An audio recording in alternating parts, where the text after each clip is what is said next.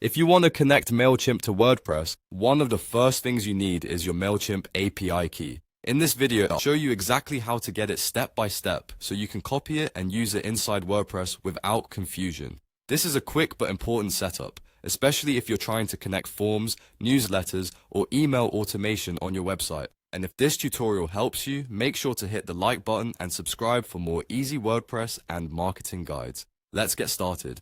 First, open your web browser and go to MailChimp. Once the website loads, sign in to your MailChimp account using the email address and password associated with your account. After you log in, you'll land on the MailChimp dashboard. From here, look to the top right corner of the screen and click your profile icon. A drop-down menu will appear, and from that menu, choose Account and Billing. Now you'll be taken to your account settings page. At the top of the page, look for the Extras option and click it. A drop-down menu will open, and from there select API keys. This is where MailChimp keeps all of your existing API keys, and if you've ever created one before, you'll see it listed here. Click Create a Key.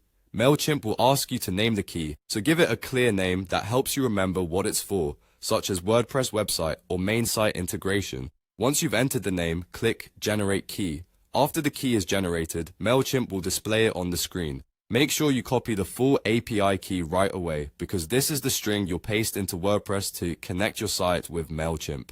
After copying it, click Done to finish the process. It's always a good idea to store the key securely and avoid sharing it publicly, since it gives access to your MailChimp account integration. Now that you have your API key, you can go over to WordPress and paste it into the MailChimp plugin or integration settings you're using. This will connect your WordPress site to your MailChimp account and allow you to start syncing forms, subscribers, and email marketing features. And that's it. You've now learned how to get your MailChimp API key for WordPress in just a few simple steps. If this video helped, don't forget to like, subscribe, and turn on notifications so you never miss more easy tutorials like this one. Thanks for watching, and I'll see you in the next video.